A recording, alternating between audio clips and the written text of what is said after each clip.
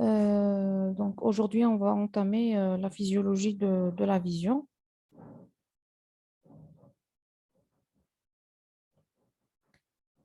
Comme introduction, la vision, c'est une fonction remarquable qui nous permet de détecter les objets, les gens et tout l'univers qui nous entoure. Dans le processus visuel, c'est la lumière réfléchie par les objets situés à distance qui est localisée par rapport à l'individu et à l'environnement. Donc, l'objet est identifié par sa taille, sa forme, sa couleur, ainsi les mouvements des objets sont également détectés. Donc, ce qui nous permet de voir, c'est la lumière réfléchie par les objets.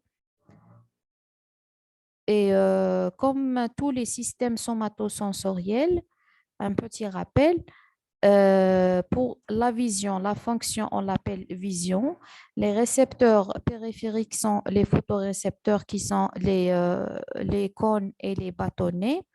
Comme vous savez, pour tous les systèmes somatosensoriels, il y a toujours un relais vers le thalamus. Bien sûr, ce relais diffère d'un système à l'autre. Pour la vision, c'est le corps genouillé médian, alors que pour la vision, c'est le corps genouillé latéral. Euh, et pour les systèmes somesthésiques, c'est le complexe ventro-basal, latéral et médian. Et bien sûr, le thalamus, les neurones du thalamus vont se projeter sur le cortex primaire. Pour la vision, c'est la V1 ou bien l'aire visuelle primaire, c'est l'aire 17 de Brodmann. Et bien sûr, il existe le cortex associatif où il y a association des informations provenant des différents systèmes. Un petit rappel d'historique. Donc, la première hypothèse de propagation des ondes envoyées par les objets a été faite par Leonardo da Vinci. Et la lumière agit sur l'œil conçu comme un instrument d'optique et le chiasme optique comme un lieu d'association des informations visuelles. Bien sûr, c'est une théorie d'Ibn al-Haytham. La notion de décussation partielle des voies visuelles a été établie par Newton. Les aires rétiniennes sont prises en charge par les cellules du cortex cérébral par Hubel et Wiesel. Donc, c'est juste un rappel historique. Là, le rappel sur la lumière, je pense que ce n'est pas la peine de le faire parce que le cours est très long et ce qui nous intéresse beaucoup plus, c'est la physiologie. Et je pense, j'ai jeté un coup d'œil sur votre cours de biophysique. Vous avez fait tout ça. Donc, on va juste passer. Il ne faut pas juste oublier que la lumière, c'est une onde électromagnétique. Comme on a vu pour l'audition, c'est la succession de compression et de raréfaction des particules et bien sûr l'onde sonore ou bien les vibrations sonores aussi sont des ondes. Le spectre visible, il est situé entre 400 et 800 nanomètres, vous le connaissez déjà. Tout ce qui est au-delà, c'est la lumière ultraviolette et infrarouge. Et pour le rappel anatomique de l'œil, aussi, je pense, vous l'avez fait en anatomie, on va juste dire ou bien rappeler que la lumière incidente traverse l'appareil optique en passant, bien sûr, par cinq structures. On a la cornée, l'humeur aqueuse, le cristallin, le corps vitré, avant d'atteindre, bien sûr, les photorécepteurs situés sur la rétine. Bien sûr, cet appareil projette sur la rétine une image renversée et réduite.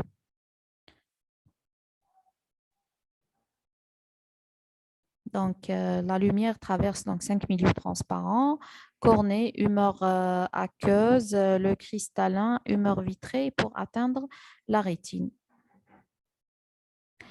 La partie la plus importante dans notre cours, c'est la physiologie.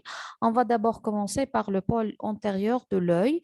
Le pôle antérieur de l'œil donc assure deux fonctions essentielles, le réflexe photomoteur et l'accommodation visuelle. On va les voir un par un. Donc, le réflexe photomoteur, c'est quoi? C'est l'augmentation ou la diminution du diamètre de la pupille. Donc, dans la lumière, la pupille est diminuée de diamètre et on appelle ça l'homéosis. Et en obscurité, la pupille augmente donc son diamètre et on appelle ça le mydriase. La mydriase, donc, quand la pupille atteint un diamètre de 9 mm et myosis, le myosis quand la pupille atteint un diamètre de 3 mm, bien sûr, selon les conditions d'éclairage. Ce réflexe photomoteur, bien sûr, est régulé par le système nerveux végétatif. Donc, pour le myosis, il est dû à quoi? Il est dû à la contraction des fibres musculaires circulaires lisses de l'iris, les fibres musculaires circulaires lisses de l'iris, bien sûr, sous l'action du système nerveux végétatif, donc dans sa partie parasympathique, qui utilise l'acétylcholine comme neurotransmetteur.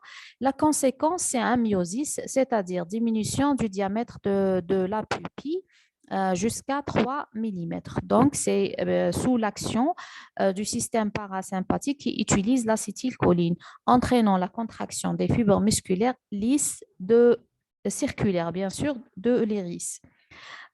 Contrairement au mydriase, où il y a une augmentation du diamètre de la pupille jusqu'à 9 mm. Ceci est dû à quoi? Il est dû au relâchement des fibres musculaires lisses radiaires. Bon, euh, pardon. Il est dû à la contraction des fibres musculaires lisses radiaires. Donc, mydriase, qui dit mydriase dit contraction des fibres musculaires lisses radiaires, sous l'action, bien sûr, du système nerveux végétatif orthosympathique, utilisant la noradrénaline comme neurotransmetteur. Donc, la conséquence, c'est quoi? C'est une augmentation du diamètre pupillaire. Je m'excuse pour ces bruits.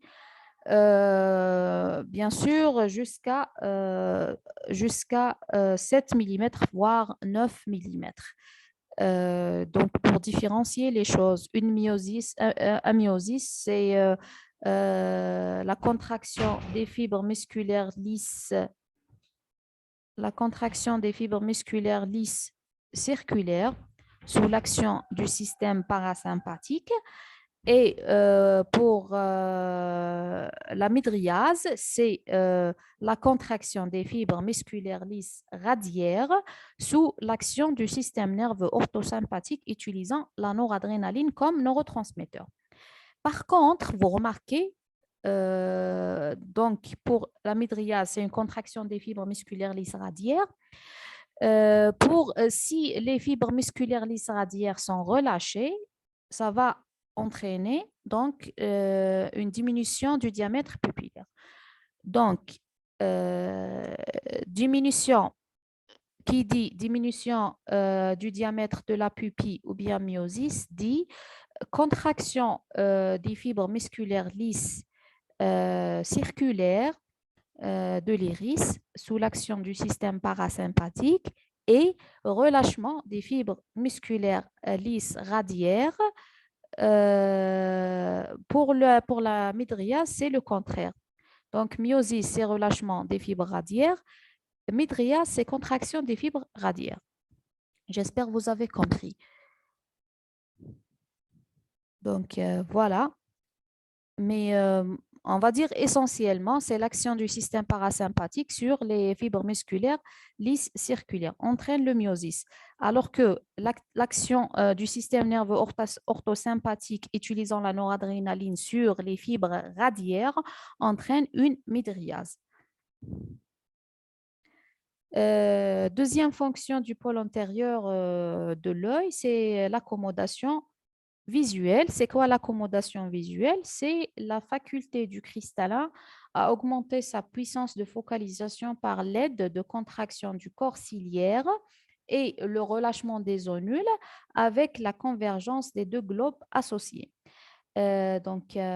C'est quoi l'intérêt de cette accommodation visuelle? Elle permet donc la vision de près et de loin sans faire des efforts chez un sujet normal ou hémétrope.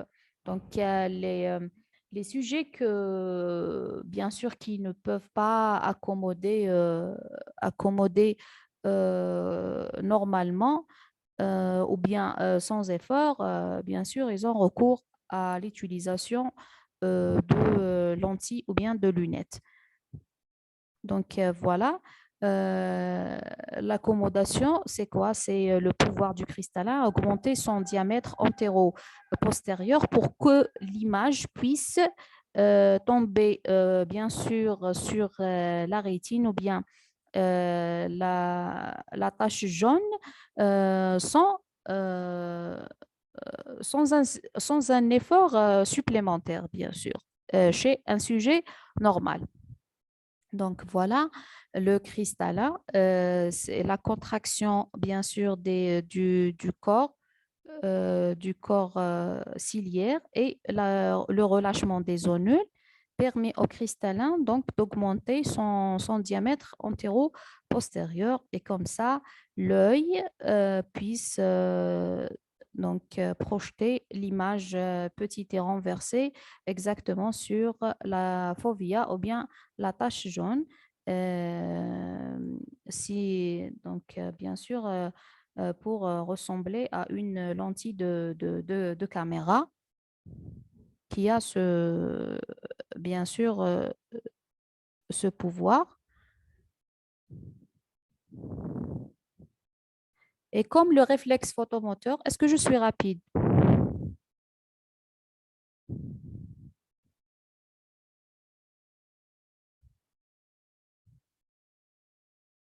D'accord.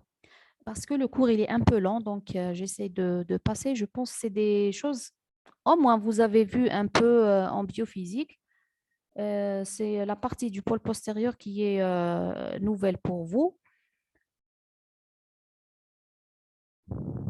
Donc voilà, comme le réflexe photomoteur, l'accommodation visuelle est aussi sous contrôle du système nerveux végétatif. La stimulation parasympathique entraîne donc un relâchement des fibres zonulaires qui soutiennent le cristallin, ce qui entraîne donc l'augmentation du diamètre et l'augmentation par conséquent de la puissance optique de l'œil. Oui, voilà, oui, exactement, Hajar. La tache jaune, c'est fovea, oui.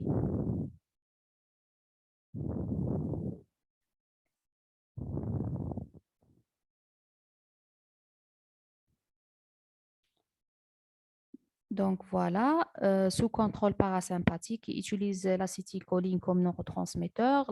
Sa stimulation entraîne donc un relâchement des zonules et augmentation, bien sûr, du diamètre du cristallin et par conséquent, l'augmentation de la puissance optique de l'œil. Maintenant, on passe au pôle postérieur. On a terminé avec le pôle antérieur. Rappelez-vous que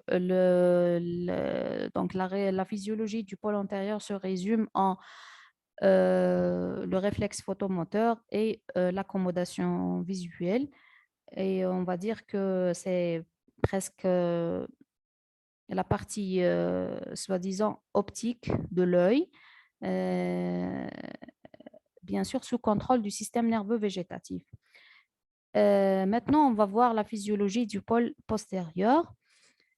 Euh, la neurorétine, exactement, c'est la neurorétine. Donc, le pôle postérieur, c'est la partie nerveuse, soi-disant, de la vision. La neurorétine est constituée de trois couches nucléaires.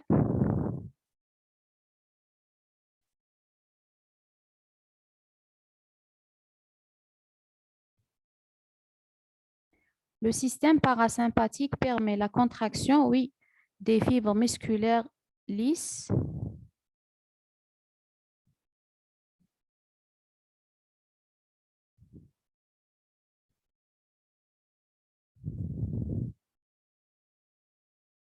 Tu parles de l'accommodation visuelle. Voilà, d'accord. Donc, c'est ça, contraction du corps ciliaire et relâchement des zonules. Donc, c'est ça, la stimulation du système parasympathique augmente, donc entraîne le relâchement des zonules et contraction du corps ciliaire pour pouvoir augmenter donc la puissance optique de l'œil. Euh,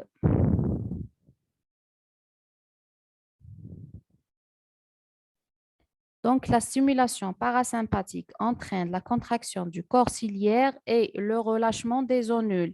Et par conséquent, c'est l'augmentation du diamètre antéro-postérieur du cristallin. Et la conséquence, c'est une augmentation de la puissance optique de l'œil, c'est-à-dire l'œil peut projeter l'image petite et inversée sur la rétine sans un effort supplémentaire pour un sujet normal. Il n'a pas besoin de lunettes ou de lentilles pour que l'image puisse euh, être projetée sur la rétine exactement. C'est grâce à cette fonction d'accommodation du cristal. C'est clair? Je continue. Hajar, je continue.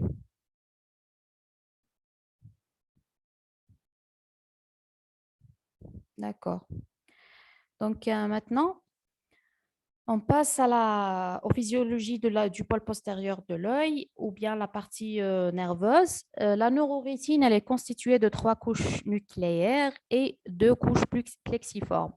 Les couches nucléaires sont les photorécepteurs, les cellules bipolaires et les cellules ganglionnaires. Bon, les photorécepteurs, c'est les récepteurs périphériques. Les cellules bipolaires, ce sont des cellules de liaison entre les photorécepteurs et les cellules ganglionnaires.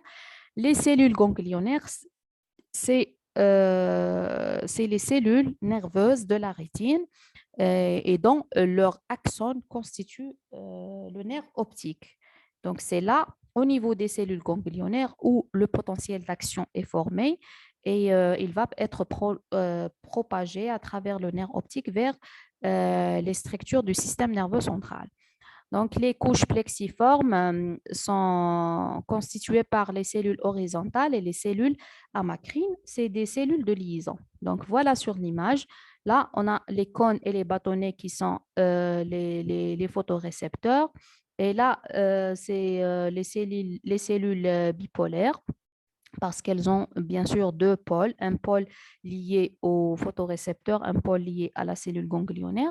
Et les cellules de liaison, on a la cellule horizontale et la cellule amacrine.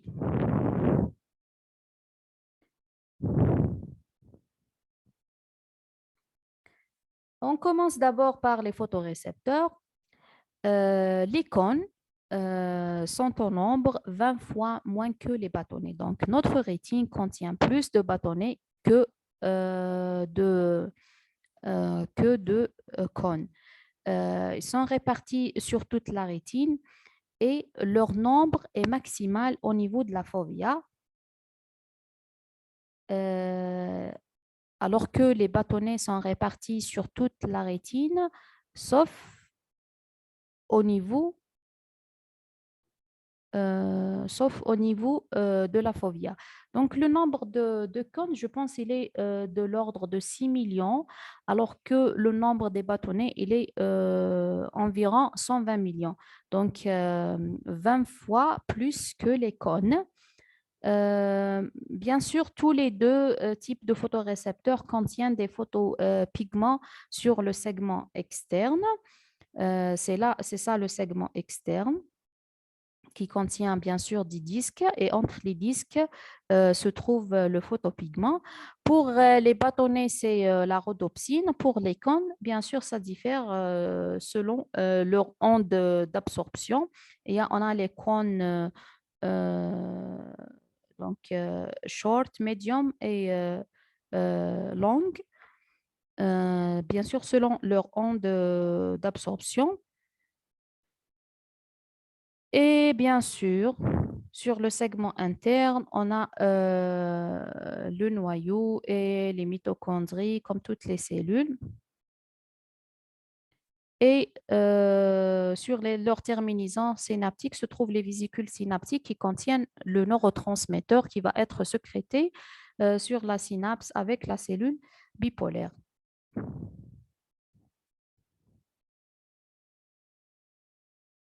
Donc, voilà.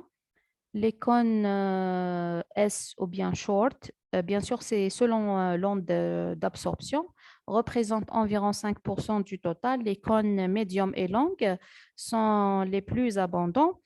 Les récepteurs à bâtonnets sont les plus nombreux, mais ils sont absents dans la fovea chez l'homme. Donc, se trouvent au niveau de la rétine périphérique, mais absents au niveau de la fovea, alors que le nombre des cônes il est maximal au niveau de la rétine centrale ou bien la fovea. Bien sûr, les photorécepteurs contiennent un photopigment qui va être bien sûr décoloré lors du phénomène de la transduction, c'est-à-dire transformation du signal lumineux en un flux nerveux. Donc, cette transformation commence d'abord par la décoloration du pigment. Ça diffère bien sûr. Pour les bâtonnets, ils contiennent la rhodopsine, alors que pour les cônes L, contiennent le photopigment rouge, M contient le photopigment vert et les cônes S contiennent le bleu. Bien sûr, c'est selon la longueur d'onde absorbée. Voilà.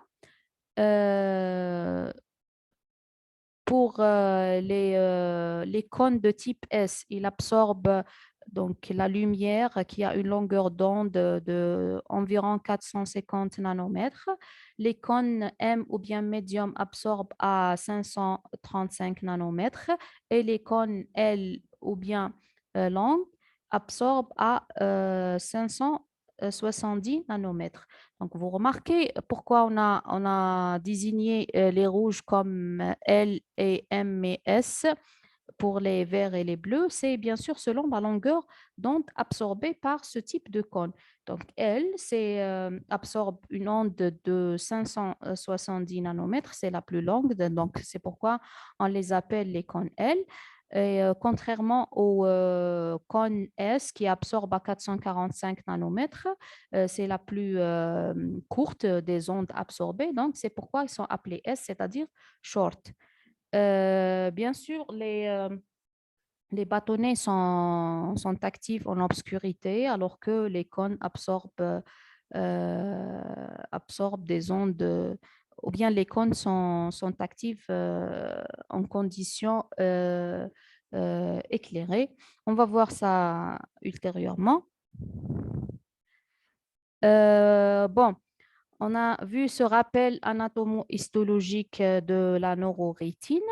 Maintenant, on va voir la dualité fonctionnelle de la rétine. C'est quoi la dualité fonctionnelle? C'est-à-dire que la rétine, elle a une double fonction en fonction des conditions d'éclairage. C'est-à-dire, elle est impliquée dans la vision à haute précision dans sa partie centrale et dans la vision grossière dans sa partie périphérique. C'est ça, la dualité fonctionnelle, c'est-à-dire double fonction en fonction des conditions de luminosité ou bien d'éclairage, c'est-à-dire dans la lumière et dans l'obscurité. Sa fonction diffère en quelque sorte. Bien sûr, cette dualité fonctionnelle, on peut la voir aussi pour l'acuité visuelle et la vision des couleurs. Donc, toutes ces fonctions diffèrent selon que le milieu ou bien l'environnement est éclairé ou bien obscur. On va voir ça en détail. Donc, voilà, donc dans la vision, elle est impliquée dans la vision à haute précision. Oh, dommage pour ce. Dans la vision de haute précision des couleurs et diurne, c'est-à-dire durant le jour, dans sa partie centrale, c'est-à-dire la fovea. Quand on dit rétine centrale, c'est tache jaune ou bien fovea. Quand on dit rétine périphérique, c'est la partie, c'est toute la rétine à part la fovea. Donc, elle est impliquée dans la vision grossière, peu colorée et nocturne, c'est-à-dire durant la nuit. Dans sa partie périphérique, c'est ce qu'on appelle l'effet Purkinje. Et cette dualité fonctionnelle, on a dit que aussi est remarquée pour l'acuité visuelle, la vision des couleurs. C'est quoi cet effet Purkinje? Ce monsieur, Purkinje ou bien Purkinje, ou bien je ne sais pas comment vous le prononcez, euh, en observant une fleur de couleur rose, il a remarqué qu'elle, durant le jour, bien sûr, il la voit de couleur rose, alors que durant la nuit, il a remarqué qu'elle devient sombre. Donc, il a déduit que l'œil possède deux structures différentes et qui interviennent selon le niveau de luminosité. Euh, C'est-à-dire en conditions photopiques, c'est-à-dire dans les conditions d'éclairage, quand il y a de la lumière, on voit mieux les couleurs qui tombent vers le rouge, c'est-à-dire les couleurs qui sont de la famille du rouge. Ils sont mieux visibles ou bien mieux visibles en conditions diurne, c'est-à-dire durant le jour.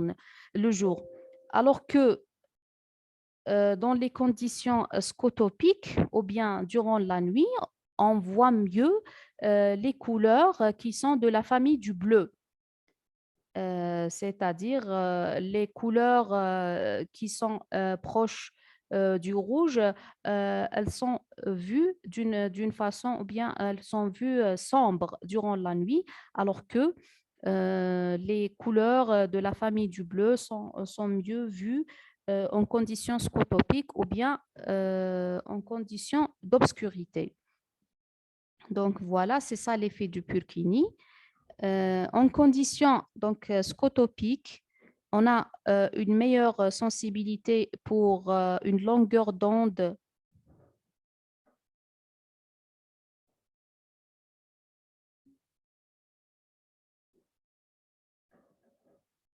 Je vous ai dit que les couleurs qui tombent vers le bleu, donc le vert, il est en général proche du bleu, proche du bleu. Donc il est mieux vu en conditions scotopiques, alors que en conditions photopiques, c'est-à-dire éclairées, on voit mieux ou bien la sensibilité est meilleure pour les longueurs d'onde qui sont proches, bien sûr, du rouge, comme le jaune et l'orange. C'est ça l'effet Purkinje. Et ce qui nous a permis de déduire que l'œil possède deux structures différentes qui interviennent selon le niveau d'éclairage ou bien de luminosité. J'espère que c'est clair pour l'effet Purkinje.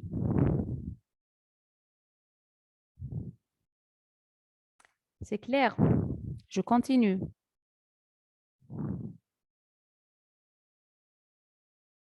D'accord.